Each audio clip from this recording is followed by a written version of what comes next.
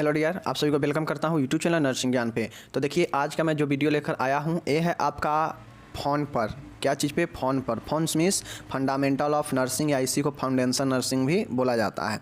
तो ये चीज़ को आप लोग समझिए कि ये जो टॉपिक आज हम लेकर आए हैं ये आपके एग्ज़ाम में जो है बहुत ज़्यादा इस बार के लिए इम्पोर्टेंट है। यूँ कहा जाए तो डिफिनीसन के तौर पर आ सकता है, या यूँ कहा जाए तो डिफरेंस के बिटवीन आ जाए, मतलब दो के बीच में जो डिफरेंस पूछा जाता है तो आपको 5 नंबर या 10 नंबर में फंडामेंटल ऑफ नर्सिंग में पिछले जो 3-4 सालों में ये पूछा नहीं गया है। पिछले 3-4 सालों से पहले लगातार ये क्वेश्चन जो है पूछता था 10 नंबर 5 नंबर 10 नंबर 5 नंबर में, लेकिन पिछले 3-4 साल से इसके जगह पर दूसरा चीज़ पूछ रहा है। तो हो सकता है इस बार आपको कुछ नया देखने को मिल जाए, तो उसमें से नया हो सकता है डिफरेंस, अंतर बताओ पूछ देगा। तो इन्हीं सब में से जो है अंतर आपका रहने वाला है। तो चलिए हम लोग देखते हैं। बाद बाकी कुछ और अगर एक्स्ट्रा पूछ लेगा इसमें तो उसके लिए तो डिफिनीसन याद करेंगे ही, तो उससे हो जाएगा कवर। तो चलिए हम लोग देखते हैं। देखिए नॉर्मली अगर आपको डिफरेंस पूछेगा दो के बीच में, तो आप ये ध्यान में रखिएगा कि दोनों का कम से कम डिफिनीसन याद हो। दोनों का अगर डिफिनीसन याद है तो आप लिख दीजिएगा, आंसर सही हो जाएगा। जैसे यहाँ पे मैं बता रहा हूँ, जैसे देखिए यहाँ पे क्वेश्चन में है कि राइट द डिफरेंस बिटवीन, मतलब इन सब के बीच में अंतर बताइए। पहला है सक्रिय व्यायाम और निष्क्रिय व्यायाम, एक्टिव एंड पैसिव एक्सरसाइज। तो देखिए ये एक प्रकार से एक्सरसाइज का प्रकार है, एक्टिव और पैसिव।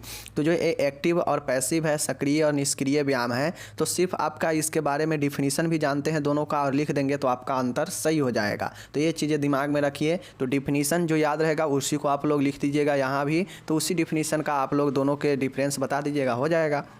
फिलहाल चलिए अब हम इसको देखते हैं कि एक्टिव और पैसिव व्यायाम है क्या, इस दोनों के बीच में अंतर। तो देखिए एक्टिव सक्रिय होता है, सक्रिय व्यायाम वह कहलाता है जिसमें व्यक्ति स्वयं बिना किसी सहायता के चिकित्सक द्वारा बताए गए व्यायाम को करता है। देखिए एक्टिव एक्सरसाइज वो होता है जिसमें व्यक्ति जो है एक्टिव रहता है, यानी वह खुद से करने लायक है। कोई अगर डॉक्टर कोई व्यायाम बताए हैं, एक्सरसाइज बताए हैं करने के लिए, तो वह व्यक्ति खुद से बिना किसी सहायता के, बिना किसी हेल्प के लिए हुए वह खुद से उस व्यायाम को कर लेगा, तो वो हो जाता है एक्टिव एक्सरसाइज मीन्स सक्रिय व्यायाम।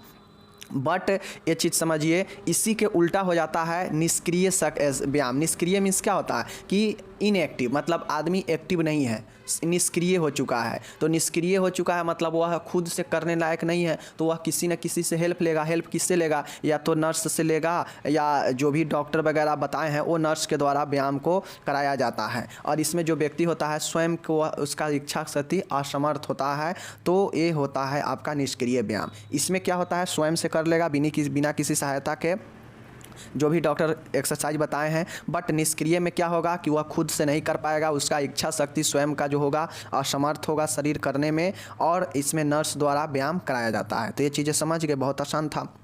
देखिए आसान भाषा का ही हम प्रयोग करते हैं ताकि चीज़ों को समझ में आ जाए। अब यहाँ पे हम लोग देखते हैं पायरेक्सिया और एस्फेक्सिया। देखिए ये दोनों टर्म समझना बहुत ज़्यादा इंपॉर्टेंट है। ऑब्जेक्टिव में भी पूछ देगा कि एस्फेक्सिया का मतलब क्या होता है और पायरेक्सिया क्या होता है। जैसे इस बार पूछा गया था यूपी में कि बुखार का दूसरा नाम क्या है, पूछा गया था कि बुखार का दूसरा नाम क्या है। यूपी में अब की बार पूछा गया था, जो अभी अभी एग्जाम हुआ है। तो बुखार का दूसरा नाम क्या है? पायरेक्सिया ही है, जिसे ज्वर बोलते हैं। तो ये चीज़ें ध्यान में रखिएगा। पायरेक्सिया होता है ज्वर एक रक्षात्मक क्रिया है। देखिए ज्वर एक क्या है? रक्षात्मक क्रिया है, जिसमें होता है कि नॉर्मल से आपका टेम्परेचर बढ़ जाता है। तो नॉर्मल टेम्परेचर कितना होता है? 98.6 फ़ारेनहाइट, या सेल्सियस में पूछेगा तो 37 डिग्री सेल्सियस। याद रखिएगा, ऑब्जेक्टिव के लिए इंपॉर्टेंट है। ऑब्जेक्टिव में पूछ देगा कि नॉर्मल टेम्परेचर कितना होता है, तो 98.6 फ़ारेनहाइट में अगर पूछेगा तो, और इसी को अगर सेल्सियस में पूछेगा तो सेल्सियस में 37 डिग्री सेल्सियस यही होता है। तो वही कहता है पायरेक्सिया इतना से ज़्यादा तापमान होने को ज्वर या बुखार कहते हैं। देखिए पायरेक्सिया कब होता है? पायरेक्सिया जब आपका बॉडी के नॉर्मल टेम्परेचर जो इतना है इससे ज़्यादा हो जाएगा, तो उससे हम लोग पायरेक्सिया या इसी को हम लोग ज्वर या बुखार कहते हैं। तो ये चीज़ समझ लिए। अब हम लोग चलते हैं एस्फेक्सिया में। देखिए एस्फेक्सिया क्या होता है? शरीर में ऑक्सीजन की कमी व कार्बन डाइऑक्साइड की अधिकता से सांस लेने में जो रुकावट होती है, जिससे बेहोशी आती है, इसे ही दम घुटना कहते हैं। देखिए एस्फेक्सिया एस्फेक्सिया में होता है कि दम घुटता है, इसमें ऑक्सीजन का कमी हो जाता है और कार्बन डाइऑक्साइड अधिक हो जाता है, जिससे सांस लेने में रुकावट आने लगता है और फिर आदमी को बेहोशी आती है। इसी को दम घुटना कहते हैं और यही एस्फेक्सिया होता है। चीज़ों को समझ गए कि ऑक्सीजन कम होगा तो नॉर्मल सी बातें हैं कि जब हमारे सांस में रिस्पायरेशन में श्वसन कम होगा, ब्रीदिंग लेने में ऑक्सीजन कम आएगा और कार्बन डाइऑक्साइड अधिक हो जाएगा तो प्रॉब्लम तो होगा ही, तो उसी को हम लोग बेहोशी या इसी को दम घुटना कहते हैं। चीज़ें को समझ गए। अब हम लोग यहाँ पे चलते हैं टेकीकार्डिया और ब्रेडीकार्डिया में। देखिए बहुत ही आसान है। टेकीकार्डिया और ब्रेडीकार्डिया मतलब उच्च नाड़ी दर और कम नाड़ी दर। नाड़ी दर जो होता है ना, इसमें टेकीकार्डिया में बढ़ जाता है और ब्रेडीकार्डिया में कम हो जाता है। चलिए हम इसको देखते हैं। टेकीकार्डिया 100 प्रति मिनट से अधिक की नाड़ी दर टेकीकार्डिया कहलाता है। जो नाड़ी दर कौन होता है? जो हमारा पल्स रेट होता है वो वही होता है नाड़ी दर। तो जो पल्स रेट होता है अगर वो 100 प्रति मिनट से अधिक हो गया है तो उसे हम लोग क्या बोलेंगे? टेकीकार्डिया बोलेंगे। ब्रेडीकार्डिया किसे बोलते हैं? तो 60 प्रति मिनट से कम की नाड़ी दर को ब्रेडीकार्डिया बोलते हैं। अब किसी को पल्स रेट जांचा जाता है और उसमें अगर 60 से प्रति मिनट से कम हो गया तो उसे क्या बोलते हैं? उसे बोलते हैं ब्रेडीकार्डिया बोलेंगे। अगर 100 से अधिक अगर उसमें शो कर रहा है मीन्स उसका नाड़ी बहुत अधिक चल रहा है और इसी को हम लोग बोलते हैं टेकीकार्डिया। तो ये चीज़ समझ गए। ऑब्जेक्टिव के लिए बहुत इंपॉर्टेंट है। आपसे पूछ देगा ऑब्जेक्टिव में कि ब्रेडीकार्डिया कब होता है, तो 60 प्रति मिनट से कम। टेकीकार्डिया के बारे में पूछेगा तो 100 प्रति मिनट से अधिक होगा तो टेकीकार्डिया होगा। तो ये चीज़ को आप लोग को समझना पड़ेगा। ये चीज़ हो गया। अब हम लोग यहाँ पे देखते हैं, बहुत ही शानदार प्रश्न है। फाउलर्स पोजीशन एवं लेफ्ट लेटरल पोजीशन, ये दोनों पोजीशन है और ये दोनों पोजीशन में आपको पढ़ना पड़ेगा कि दोनों पोजीशन होता क्या है। तो हम पहले ही पढ़ाए थे कि फाउलर्स पोजीशन जो है यह जो है हृदय के मरीज को आराम दिलाने के लिए किया जाता है। ये सब चीज़ें हैं। यह मरीज की लगभग बैठी हुई स्थिति होती है। इसमें जो है मरीज को बैठा दिया जाता है और जो है उसको फाउलर पोजीशन में रखा जाता है। इस स्थिति में मरीज को अपराइट बैठी हुई स्थिति में रखने की कोशिश की जाती है। देखिए हमने फाउलर पोजीशन या पोजीशन के जितने भी चीज़ें था हमने पढ़ा रखा है, तो आप लोग जाके वो वीडियो देख सकते हैं जीएनएम फर्स्ट ईयर 21 से 22 वाले प्लेलिस्ट में। तो वहाँ पे हम सभी पोजीशन के बारे में डिटेल से चर्चा किए हैं। इस पोजीशन में अपराइट बैठी हुई स्थिति होती है, कोशिश की जाती है बैठाने की और यह एक बैठी हुई स्थिति है। तो आपसे पूछेगा कि फाउलर पोजीशन कैसी स्थिति है, तो बैठी हुई स्थिति होती है। मरीज का सिर या बिस्तर का सिर जो है वो 80 से 90 डिग्री पर रखा जाता है। मतलब समझिए ये बेड है, ये बेड लगा हुआ है, ये बेड लगा हुआ है ये वाला, और इस बेड पर कोई मरीज है, इस बेड पर कोई मरीज ये लेटा हुआ है। तो देखिए ऐसे इस पर ऐसे बैठाकर और ऐसे जो है ना ऐसे लिटाया जाता है ताकि मरीज को आराम मिल सके। ऐसे किया जाता है या इसी को सीधा बैठाया जाता है। ये 90 हो जाएगा, ये 90 हो जाएगा, ये थोड़ा ऐसे झुका देगा तो 80 हो जाएगा। तो यही चीज़ें होता है 80 से 90 डिग्री पर जो है सिर जो है रखा जाता है मरीज का। तो यही चीज़ें है बैठने की स्थिति में। आपसे पूछ देगा कि सेमी फाउलर का एंगल कितना होता है, तो 90 का आधा कर लीजिए 45, सेमी फाउलर का 45 डिग्री हो जाएगा। ये चीज़ें हैं। अब हम लोग देखते हैं लेफ्ट लेटरल पोजीशन क्या होता है। तो यह मरीज की बाएं करवट से लेटने वाली स्थिति है। देखिए नाम से स्पष्ट है, लेफ्ट लेटरल। लेटरल मीन्स लेटा हुआ, लेटरल मीन्स क्या होता है? सोए हुआ, लेटा हुआ। तो यही होता है कि और बाएं लेफ्ट मतलब क्या होता है? बाएं। तो बाएं करवट से लेटे हुए स्थिति होता है। यह मरीज की बाएं करवट से लेटने वाली स्थिति होता है। नाम में ही छुपा हुआ है कि क्या होगा। लेफ्ट मीन्स बाएं और लेटरल मीन्स लेटा हुआ और पोजीशन मीन्स स्थिति। तो वही है, यह मरीज की बाएं करवट लेटी हुई वाली स्थिति होती है। इसमें मरीज जो है बाई करवट लेटकर आराम लेट जाता है। सिर के नीचे तकिया रख दिया जाता है और मरीज की गाल तकिए को छूता है। मतलब समझिए ये सर है मरीज का, तो ऐसे ही वह करवट सोए हुआ है। तो यहाँ पे जो गर्दन होगा, गर्दन जो है इसका गाल मरीज का, यहाँ तकिया लगा दिया जाता है ताकि मरीज आराम में लेट सके, आराम कर सके। यही चीज़ें होता है लेफ्ट लेटरल पोजिशनल कहा जाए तो। यह आराम के लिए ये भी है और वो भी आराम के लिए ही था, बट अंतर ये था कि वो बैठी हुई स्थिति था और ये लेटा हुआ स्थिति है। चीज़ों को समझ गया। अब चलिए हम यहाँ पे देखते हैं एक और इम्पोर्टेंट क्वेश्चन है। क्वेश्चन क्या है? परितारण एवं परिश्रवण में क्या अंतर है? देखिए सुन के याद कर सकते हैं, वरना आपको इतना ज़्यादा ना पढ़ना है कि आप चीज़ों को याद नहीं कर सकते हैं। वीडियो को 2 बार 3 बार देखते रहिए, जब भी कंफ्यूज होइए। बाकी पढ़ के आप सोचिएगा कि बुक पूरा रट ले तो ये असंभव वाली बातें होती है। परितारण एवं परिश्रवण क्या होता है? देखिए परक्यूशन और एस्कुलेशन, परक्यूशन और ऑस्कुलेशन। तो ऑस्कुलेशन और परक्यूशन क्या होता है? तो इस चीज़ को परक्यूशन मीन्स परितारण और ऑस्कुलेशन मीन्स परक्यूशन मीन्स परितारण और ऑस्कुलेशन मीन्स परिश्रवण। तो इस चीज़ को चलिए हम लोग देखते हैं कि परितारण और परिश्रवण है क्या, इसका डेफिनेशन देखिए। परितारण, इस विधि में रोगी के शरीर के किसी भाग पर जिसका परीक्षण करना हो। ये देखिए जो परितारण होता है ना, नॉर्मली जिस शरीर के जिस भी भाग पर परीक्षण करना हो शरीर का, तो उसके जो इस विधि में रोगी के शरीर के किसी भाग पर जिस भाग का परीक्षण करना हो उस भाग पर एक हाथ रखा जाता है। एक हाथ रखकर अंगुलियों के मध्य दूसरे हाथ की अंगुलियों से थपथपाकर आवाज़ उत्पन्न करके आंतरिक अंगों के बारे में पता किया जाता है। जैसे समझिए, जैसे हमें किसी भी शरीर का परीक्षण करना है, वहाँ का हमें आवाज़ पता करना है कि यहाँ जो गति है वो सही है कि नहीं शरीर का, तो एक हाथ रखा जाएगा और इस एक हाथ पर रखकर दूसरे हाथ के अंगुलियों से क्या किया जाएगा, थपथपाया जाएगा और आवाज़ उत्पन्न किया जाएगा। आवाज़ उत्पन्न करके आंतरिक अंगों का पता लगाया जाता है। यही होता है क्या चीज़, परितारण। एक बार और समझ लीजिए, यह क्या है, यह एक परीक्षण करने का विधि है जो शरीर के किसी भाग पे जिस भाग का परीक्षण करना हो उस भाग पे एक हाथ रखकर और जो अंगुली का मध्य होता है, जैसे एक हाथ हम रख दिए और जो अंगुली के मध्य वाला जो स्पेस रहता है वहाँ पे दूसरे हाथ के अंगुलियों से थपथपाया जाता है और थपथपा कर आवाज़ जो है उत्पन्न किया जाता है, ताकि आंतरिक जो भी अंग वहाँ का है जहाँ हम परीक्षण करना चाहते हैं वहाँ अंगों के बारे में पता लगा सके। अब कुछ भी है, कंपन वगैरह पता लगाया जाता होगा, हलचल वहाँ का पता लगाया जाता होगा कि हलचल है कि नहीं है, तो वही होता है परितारण। चीज़ें को समझ गए। परिश्रवण, इस विधि में स्टेथोस्कोप की सहायता से मरीज के शरीर के अंदर की ध्वनियों को सुनते हैं। अब देखिए, ये तो नॉर्मल हो गया कि हाथ से थपथपाकर एक हाथ के ऊपर जो है दूसरा हाथ अंगुलियों के मध्य रखकर और थपथपाकर आवाज़ उत्पन्न किया जाएगा और फिर अंदर अंगों का पता लगाया जाएगा। बट ये जो परिश्रवण है परितारण से हट के है। परिश्रवण में जो है इक्विपमेंट का उपयोग किया जाता है। कौन सा इक्विपमेंट, स्टेथोस्कोप, जिसको हम लोग आला बोलते हैं। जो क्या किया जाता है, आला क्या करता है, देखते होइएगा, डॉक्टर अपने कान में लगाता है और मरीज के चेस्ट पर अगल बगल के आसपास के इलाका में लगाता रहता है। उससे होता क्या है कि उससे आवाज़ उनके कानों में सुनाई देता है कि यहाँ कैसा फीलिंग है, आवाज़ है। तो यही होता है परिश्रवण। परिश्रवण में क्या होगा कि इस विधि में स्टेथोस्कोप की सहायता से मरीज के अंदर की ध्वनियाँ सुना जाता है। जबकि परितारण में क्या था कि हाथ का उपयोग करके थपथपा कर अंगुलियों के बीच में आवाज़ उत्पन्न किया जाता था और फिर अंगों के बारे में पता किया जाता था। जबकि परिश्रवण में स्टेथोस्कोप के उपयोग करके अंदर की ध्वनियों को सुना जाता है। तो चीज़ों को समझ गए। याद रखिएगा, परितारण में क्या होता है, परिश्रवण में क्या होता है, तो ये चीज़ें हैं, ध्यान में रखिएगा। उसके बाद है ओपन बेड और ऑपरेशन बेड। बहुत आसान है। ओपन बेड क्या है और ऑपरेशन बेड क्या है, इसी को हम लोग बोलते हैं खुली हुई बेड, खुली हुई बिस्तर, और इसी को हम लोग बोलते हैं शैल चिकित्सीय बिस्तर। तो ये चीज़ को समझिए। ओपन बेड क्या होता है, खुली हुई बेड क्या है। खुला बिस्तर वह होता है जिस पर अभी रोगी मौजूद नहीं है या जिस पर रोगी आने वाला है।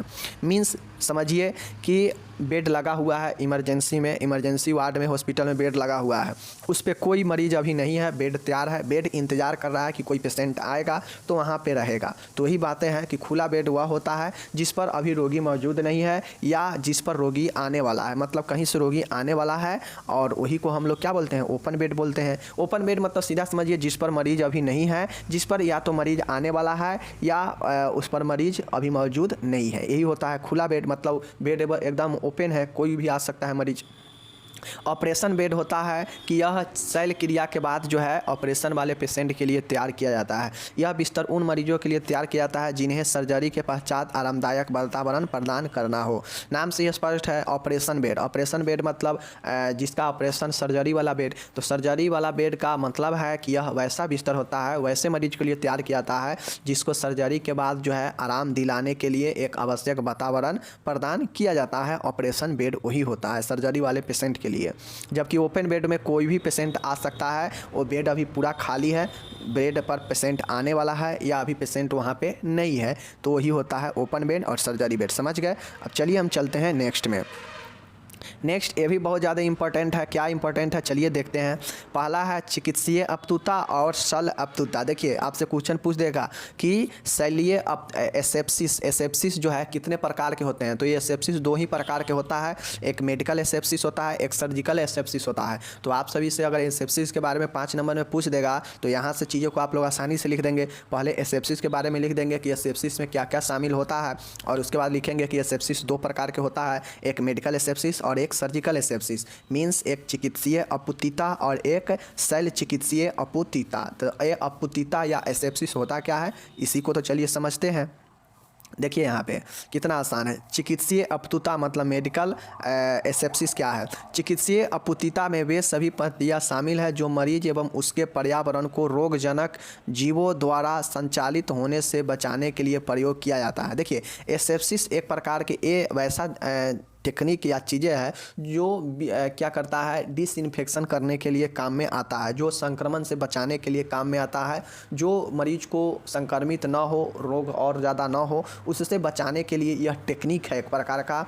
तो ये जो चिकित्सीय अपतुता होता है इसमें मेडिकल के सभी पद्धतियाँ अपनाई जाती है, चिकित्सीय पद्धतियाँ अपनाई जाती है, जिसमें केमिकल के द्वारा या जो भी रसायन वगैरह होता है, दवाई वगैरह, उसके द्वारा जो भी पर्यावरण में, इन्वायरमेंट में जो भी रोगजनक है, जो सूक्ष्म जीवें हैं, जो जीवों हैं जो रोग उत्पन्न कर सकता है, उसको जो है बचाने के लिए, उससे बचाने के लिए जो पेशेंट को किया जाता है वही होता है मेडिकल क्या चीज़, अपतुता। चीज़ों को समझ गए, क्या समझ गए कि चिकित्सीय अपतुता में वे सभी पद्धतियाँ शामिल होता है जो मरीज एवं उसके पर्यावरण को रोगजनक जीवों द्वारा संचालित होने से बचाने के लिए प्रयोग किया जाता है। मेडिकल एसेप्सिस कहाँ प्रयोग किया जाता है, मरीज या उसके आसपास के पर्यावरण को शुद्ध बनाए रखने के लिए, स्वच्छ अच्छा बनाए रखने के लिए, रोगजनक जीवों से बचाने के लिए जो है ये मेडिकल एसेप्सिस का उपयोग किया जाता है। इसमें मेडिकल में क्या होगा, कोई केमिकल वगैरह के थ्रू होगा या कोई दवाई वगैरह के थ्रू होगा। जैसे आप लोग देखते होइएगा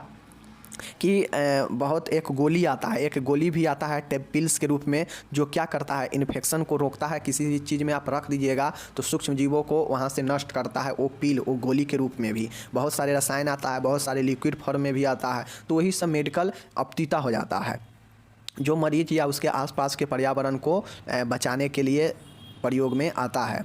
ये चीज़ हो गया। नेक्स्ट है शल्य चिकित्सीय अपतुता। इस चीज़ समझिए, शल्य चिकित्सीय अपतुता में वे सभी वस्तुएं एवं स्थानों को विसंक्रमित किया जाता है और समस्त सूक्ष्म जीवों का पूर्णतः विनाश करने अथवा मुक्ति पाने के लिए शल्य चिकित्सीय प्रक्रियाओं को अपनाया जाता है। देखिए शल्य चिकित्सीय अपतुता में होता यह है कि वहाँ पे क्या था, वहाँ पे पर्यावरण और मरीज को, मेडिकल के थ्रू पर्यावरण और मरीज को साफ किया जाएगा, प्रयोग किया जाता है मेडिकल एसेप्सिस का। बट यहाँ पे क्या था कि यहाँ पे जितने भी सर्जरी वगैरह, जितने भी आसपास के सामान है, वस्तु है या कमरा वगैरह होगा, उससे विष संक्रमित किया जाता है कि यही शल्य चिकित्सीय अपतुता के द्वारा। वहाँ पे क्या था, मेडिकल अपतुता में क्या था, मेडिकल अपतुता में सिर्फ और सिर्फ यही था कि वहाँ पे मेडिकल अपतुता में मरीज और उसके पर्यावरण के लिए काम किया जाता था। बट यहाँ पे सभी वस्तु और स्थानों को विष संक्रमित मतलब डिसइंफेक्शन किया जाता है। सभी प्रकार के सूक्ष्म जीवों को पूर्णतः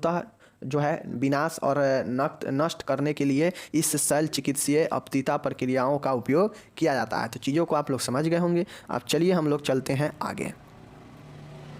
अब देखिए इरिगेशन है और इंस्टिलेशन है। तो देखिए इंस्टिलेशन वाला हम लोग पढ़े थे, जिस दिन पढ़े थे कि दवाई देने के कौन कौन से मार्ग है, निरोपण, आरोपण, आरोपण मीन्स इंसर्शन, और इंस्टिलेशन मतलब निरोपण मतलब तो ये चीज़ें होता है। तो ये चीज़ें आप लोग यहाँ पे देख लीजिए कि इंस्टिलेशन और इरिगेशन क्या होता है। तो इरिगेशन, इसमें शरीर के किसी भाग को तरल पदार्थ से फ्लश मतलब तेज बहाव से धोना किया जाता है। इरिगेशन क्या होता है, चीज़ों को समझ लिए कि इसमें शरीर के किसी भाग को तरल पदार्थों से तेज बहाव के साथ धोने को हम लोग इरिगेशन बोलते हैं। बहुत आसान है। इरिगेशन क्या है, तो शरीर के या मरीज जो भी होगा उसके शरीर को किसी भी भाग को जो है तेज बहाव के साथ, तेज फ्लास के साथ धोने को हम लोग इरिगेशन कहते हैं। तो यही चीज़ हो गया, इरिगेशन हो गया। इंस्टिलेशन, इंस्टिलेशन हम लोग पढ़े थे, जो लोग याद किए होंगे दवाई देने के मार्ग में तो उनको याद होगा। इसमें तरल पदार्थ या दवाइयाँ को शरीर के किसी भाग अथवा कैविटी में बूंद बूंद करके कैथेटर के माध्यम से प्रवेश कराया जाता है, जैसे eye drop, ear drop, nasal drop आदि। मैंने बताया था कि इंस्टिलेशन में क्या होता है कि बूंद बूंद करके चीज़ों को क्या किया जाता है, गुहा जो भी है कैविटी छिद्र उसमें डाला जाता है। छिद्र कौन कौन सा है, नाक है या आई ड्रॉप है होता है या ईयर ड्रॉप है या नोजल ड्रॉप है, इस समय कैविटी होता है, गुहा होता है और उसी गुहा में जो है वो कैथेटर के माध्यम से बूंद बूंद करके डाला जाता है और यही होता है इंस्टिलेशन। तो ये चीज़ों को आप लोग समझ गए।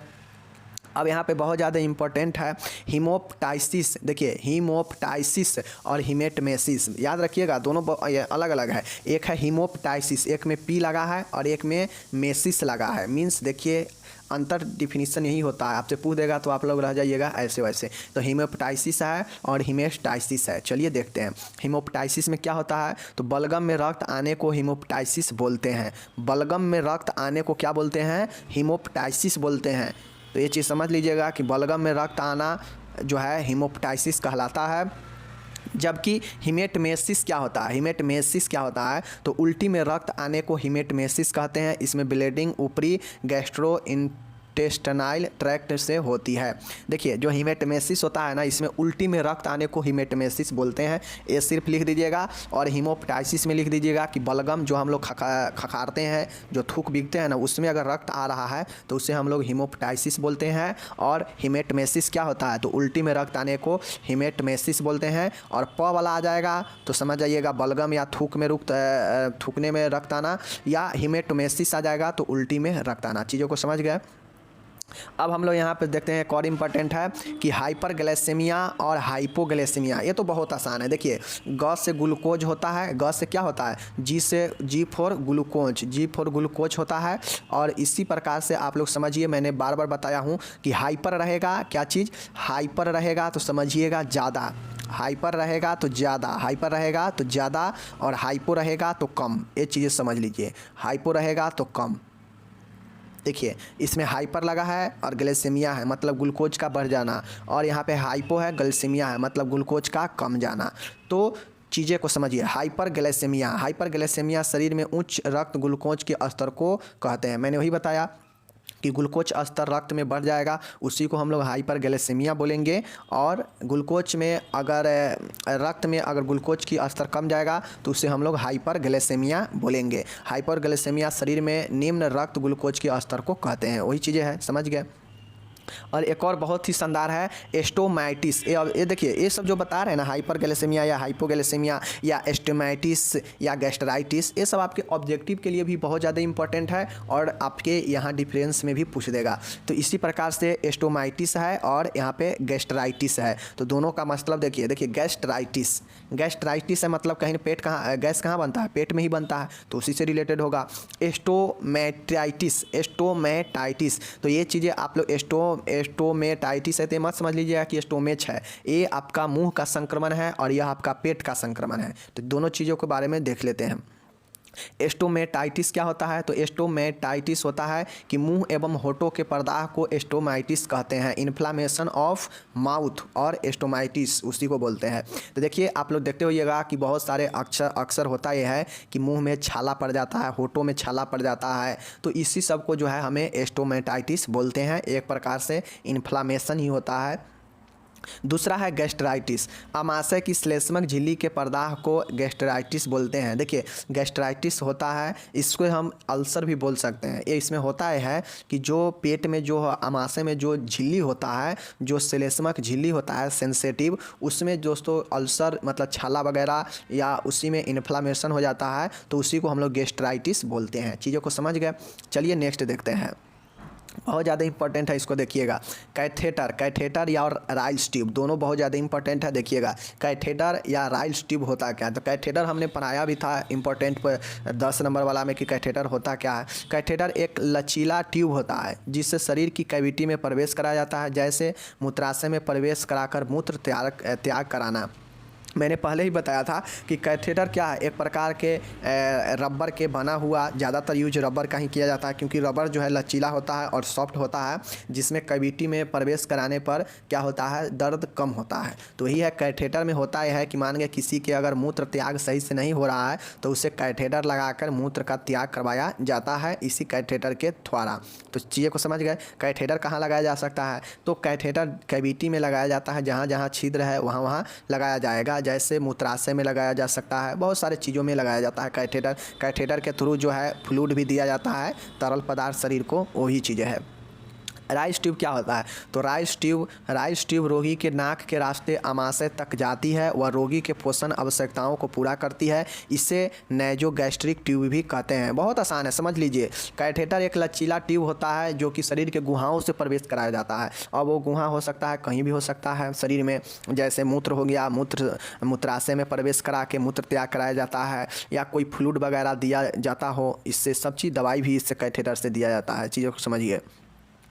उसी प्रकार से राइस ट्यूब है, तो राइस ट्यूब क्या करता है, यह जो है पोषण के लिए काम में आता है। ये नाक के थ्रू जो है क्या किया जाता है, ये रोगी के नाक के रास्ते जो है आमाशय तक जाता है। ये जो राइस ट्यूब होता है ना, बहुत पतला ट्यूब होता है। ये आपके जो भी मरीज होता है उसके नाक के रास्ते से लगाया जाता है, और उसके नाक के रास्ते से लगा के पेट तक लाया जाता है, और फिर जो है आमाशय में जो है पोषण आवश्यकताओं को पूरा करवाया जाता है इस राइस ट्यूब के थ्रू। इसे जो है नेजोगैस्ट्रिक ट्यूब भी कहते हैं, तो याद रखिएगा।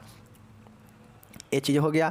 अब हम लोग यहाँ पे देखते हैं, बहुत ही शानदार है। क्या क्वेश्चन पूछ देगा आपसे कि सैंड बैग और बेड ब्लॉक होता क्या है। ये भी हमने बहुत बार करा चुका हूँ कि सैंड बैग और बेड ब्लॉक्स होता क्या है। तो देखिए, सैंड बैग इसका उपयोग किया जाता है रोगी के शरीर को किसी भाग को स्थिर करने या गतिहीन करने के लिए। अब मानिए किसी का पैर वगैरह फ्रैक्चर रहता है ना, तो वो पैर इधर उधर हिलाए डुलाए नहीं, गति में नहीं रखे, इसके लिए मानिए ये एक प्रकार से बैग है, एक प्रकार से बैग है, और इसमें जो है सैंड भरा हुआ है। इसमें क्या है, सैंड भरा हुआ है।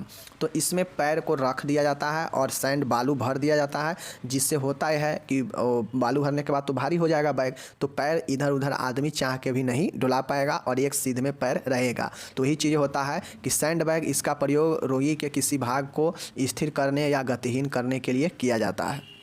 बेड ब्लॉक्स क्या होता है, तो रोगी के पलंग को ऊंचा उठाने के लिए इसका उपयोग किया जाता है। जैसे देखते हो कि मरीज़ सब जब बेड पर लेटा होता है, तो ज़रूरत के हिसाब से क्या होता है कि सिर के साइड से जो है बेड को उठाया जाता है, तो उसी उठाने के लिए जो उपयोग किया जाता है वही होता है बेड ब्लॉक्स। तो चीज़ों को समझ गए। उसके बाद है क्लिनिकल थर्मामीटर। आप लोग जानते होंगे थर्मामीटर क्या होता है, और रेक्टल थर्मामीटर। क्लिनिकल थर्मामीटर और रेक्टल थर्मामीटर क्या होता है, नाम से ही स्पष्ट है। रेक्टल है मतलब गुर्दा, कहीं ना कहीं गुर्दा जो गुद्दा होता है, गुर्दा मार्ग है जिसके थ्रू मल निकलता है, उसके थ्रू थर्मामीटर होगा, या क्लिनिकल थर्मामीटर जो नॉर्मल होता है। क्लिनिकल थर्मामीटर शरीर के तापमान को मापने के लिए प्रयोग किया जाता है। इसमें पारे के माध्यम से टेम्परेचर को मापा जाता है। अब हम लोग देखते हैं कि जो नॉर्मल थर्मामीटर होता है उसे हम लोग क्लिनिकल थर्मामीटर कहते हैं, जिसको शरीर के तापमान मापने के लिए प्रयोग किया जाता है, जिसमें फीवर वगैरह देखा जाता है। और इसमें पारा जो रहता है उसके अंदर एक शीशा के अंदर पारा होता है, वही अगर टेम्परेचर हाई है तो हाई हो जाता है, ज़्यादा हो जाता है, अगर टेम्परेचर लो है तो लो शो करता है, वही पारा। तो ये क्लिनिकल थर्मामीटर होता है। और रेक्टल थर्मामीटर क्या होता है, तो इसका उपयोग गुर्दा मार्ग से तापमान लेने में किया जाता है। तो देखिए, ये जो क्लिनिकल थर्मामीटर होता है नॉर्मल, ये आपके या तो मुंह में लगाया जाता है, या तो आपके जो शरीर के हैंड है उसमें लगाया जाता है, ऊपर वाले भाग में, कंधे से नीचे, कंधे में नीचे वाले भाग में लगाया जाता है क्लिनिकल थर्मामीटर। और जो रेक्टल थर्मामीटर है मतलब ये गुद्दा जो मार्ग होता है ना, जो मलाशय है, जो गुद्दा मार्ग है जिसके थ्रू मल निकलता है, उसमें लगाया जाता है, तो उसे हम रेक्टल थर्मामीटर बोलेंगे। तो चीज़ें को समझ गए। अब यहाँ पे क्वेश्चन आता है कि डॉक्टर और नर्स में क्या अंतर है। देखिए, ये जो भी हम बता रहे हैं पिछले 7-8 सालों में पूछा गया है, और इस बार जो है गैप कर दिया है, 3-4 साल से डिफरेंस नहीं पूछ रहा है, तो आपको लिए बहुत ज़्यादा इंपॉर्टेंट है। तो देखिए समझिए, तभी आज हम करा रहे हैं, वरना नहीं कराते। और आपको डिफिनेशन में भी मदद करेगा। डॉक्टर एवं नर्स का क्या अंतर है, इसको बताना है। तो देखिए, डॉक्टर क्या होते हैं, ऐसा व्यक्ति जिसके पास रोगियों का इलाज करने के लिए शैक्षणिक योग्यता प्राप्त हो। देखिए, डॉक्टर क्या है, डॉक्टर इलाज करता है रोगी का, और उसको इलाज करने का जो नॉलेज है कहाँ से प्राप्त होता है, तो उसके शैक्षणिक योग्यता होता है, तभी वो डॉक्टर कहलाता है। तो वही होता है कि डॉक्टर एक ऐसा व्यक्ति होता है जिसके पास जो भी रोगी है उसके ट्रीटमेंट करने का एक शैक्षणिक, एक एजुकेशनल क्वालिफिकेशन प्राप्त होता है, वही डॉक्टर होता है। नर्स वो होती है जो रोगी को देखभाल करती है। रोगी की देखभाल के लिए नर्सिंग डिग्री अथवा डिप्लोमा प्राप्त व्यक्ति को नर्स कहते हैं। देखिए, डिप्लोमा मीन्स जीएनएम, और degree nursing degree means BSc nursing.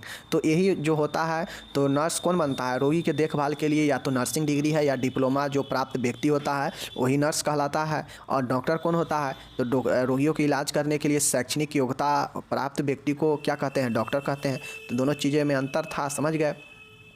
अब यहाँ पे हम लोग समझने वाले हैं कि आइस कैप क्या है और आइस कॉलर क्या है। बहुत ही शानदार है आइस कैप।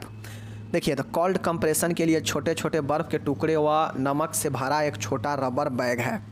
देखिए, आइस कैप क्या होता है? तो कोल्ड कंप्रेशन मतलब किसी भी व्यक्ति को अगर कोल्ड कंप्रेशन देना हो, ठंडक पहुंचाना हो किसी अंग पर, तो उसके लिए जो है छोटे छोटे टुकड़े को किसी बैग में थैला में भर कर उसमें नमक भरा जाता है। नमक क्यों भरा जाता है? ताकि जो बर्फ़ होता है वो पिघले, ऐसे पिघल जाएगा जल्दी ही। और नमक रखिएगा तो उसका जो गलनांक होता है वो क्या होता है? वो बढ़ जाता है, वो बहुत देरी में गलेगा।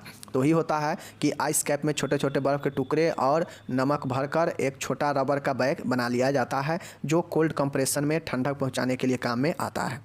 ये चीज़ें समझ गए। अब एक और इम्पोर्टेंट देखते हैं, आइस कॉलर। तो आइस कॉलर जो है उपचारात्मक उद्देश्यों के लिए रोगी के शरीर की सतहों पर शीतल प्रयोग के लिए इसका उपयोग किया जाता है। देखिए, ये जो आइस कॉलर होता है ये जो है वो कोल्ड कंप्रेशन के लिए किया जाता है, ठंडक पहुंचाने के लिए, दबाव देने के लिए।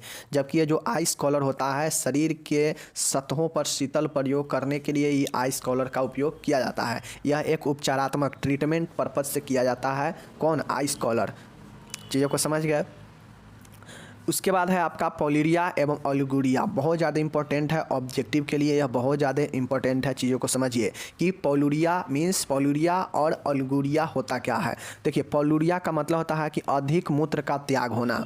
पॉलीयूरिया मतलब नाम से स्पष्ट है, पॉली मतलब क्या होता है? बहुत या बहु, तो ही होता है। और यूरिया में मूत्र मतलब बहुत मूत्र का त्याग होगा तो पॉलीयूरिया होगा। और ओलिगुरिया का मतलब होता है कि मूत्र का बहुत थोड़ी मात्रा में बनना।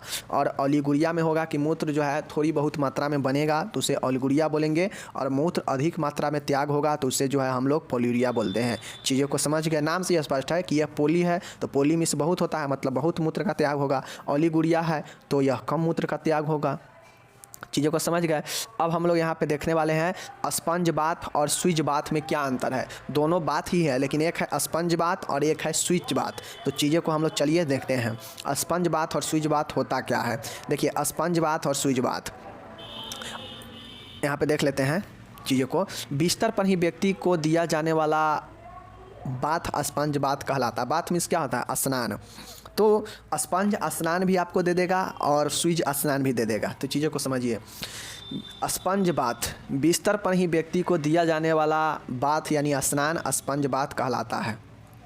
अब देखिए, होता यह है कि कोई ऐसे पेशेंट रहता है जो है वॉशरूम में जाने वाला नहीं होता है। तो क्या होता है कि उसको बिस्तर पर ही उसके शरीर को कपड़े भिगाकर उसके शरीर को संपूर्ण शरीर को साफ़ किया जाता है। तो वही होता है बिस्तरीय स्नान, इसी को बोलते हैं या इसी को हम लोग स्पंज बाथ भी बोलते हैं।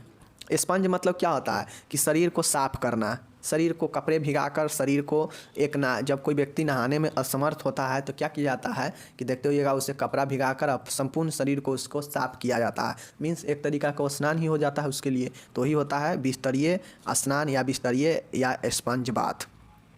सीज बाथ क्या होता है? तो टब में गर्म पानी भरकर रोगी को बिठाकर पेरिनियल क्षेत्र की सिकाई की जाती है। इसका उपयोग हेमोराइड्स, भगंदर आदि रोगों में किया जाता है। अब देखिए, कोई व्यक्ति को अगर पेट के आसपास या जांघों में दर्द होता है तो उसको ऐसा स्नान कराया जाता है। या हेमोराइड्स या भगंदर वाले पेशेंट को ये किया जाता है। जो टब एक होता है ना, एक टब जो होता है उसमें गर्म पानी रखकर और व्यक्ति को बैठाकर उसमें स्नान कराया जाता है, वही हो जाता है सीज बाथ। और स्पंज बाथ मतलब बिस्तर पर ही उससे शरीर को साफ़ किया जाता है कपड़े भिगाकर। तो दोनों चीज़ों को में अंतर है, समझ गए। अब हम लोग यहाँ पे देखते हैं एक और ज़्यादा इम्पोर्टेंट है और ये तो बहुत ज़्यादा इम्पोर्टेंट है आपके ऑब्जेक्टिव के लिए, ये भी बहुत ज़्यादा इम्पोर्टेंट है। तो देखिए कैसे, एक है एपनिया और एक है डिस्पनिया। तो एपनिया क्या होता है? तो श्वसन की पूरी तरह रुक जाना, मतलब श्वसन जो है अचानक से पूरी तरीक़ा से रुक ही जाएगा तो उसे हम लोग एपनिया बोलेंगे। तो यहाँ पर देख लीजिए और डिस्जीजिया क्या होता है, तो डिसएपनिया क्या होता है। तो दोस्तों जो डिस्पनिया होता है इसमें श्वसन में कठिनाई होता है, डिफ़िकल्ट इन ब्रीदिंग। तो ये चीज़ें समझिए, इसमें डिसएपनिया में श्वसन आएगा लेकिन हल्का फल्का आएगा, श्वसन लेने में कठिनाई होगा सांस लेने में। बट जो एपनिया होता है श्वसन में पूरी तरह रुक जाना अचानक से, वही होता है एपनिया। और डिसएपनिया का मतलब श्वसन में कहीं ना कहीं कठिनाई है, समस्या है, तो यही होता है डिसएपनिया और एपनिया। चीज़ों को समझ गए। तो यहाँ पे हमने चीज़ों को समझा दिया, बहुत ज़्यादा क्वेश्चन को हम लोग कर लिए, आप लोगों को दिमाग से ऊपर निकल गया होगा, लेकिन जो लोग समझे होंगे अंत तक उनको मैं वादा करता हूँ कि उनको ज़रूर समझ में आया होगा। कमेंट करके बताइएगा कि समझ में आया है या नहीं आया है। आ गया तो बहुत अच्छा, नहीं आया तो 2 बार वीडियो को और देखिए, समझ में आ जाएगा। बट मैं ये बात बताना चाहता हूँ कि ये जो आपका टॉपिक है ये बहुत ज़्यादा इम्पोर्टेंट है। VVI इसको कर लीजिए, यहाँ से क्वेश्चन आने का बहुत उम्मीद है, तभी जाके हम पूरा करा दिए। अब हम मिलते हैं अगले किसी वीडियो के साथ, तब तक जय हिंद। अगर आप लोग को PDF चाहिए डिस्क्रिप्शन में लिंक रहेगा, वहाँ से जाकर पढ़ भी सकते हैं। पहले पढ़िएगा, मैं ये बात बता रहा हूँ, यहाँ वीडियो देख लिए, अब वहाँ जाइए, लिंक पर क्लिक कीजिएगा, वहाँ आपको इसका संपूर्ण डिटेल में इसी प्रकार से दिया रहेगा। पहले आप खुद से एक बार पढ़ लीजिएगा ताकि माइंड में आपको रिकैप हो जाएगा, और फिर जो है PDF दिया रहेगा नीचे, डाउनलोड कर लीजिएगा। मिलते हैं अगले वीडियो में, धन्यवाद, टेक केयर, बाय बाय।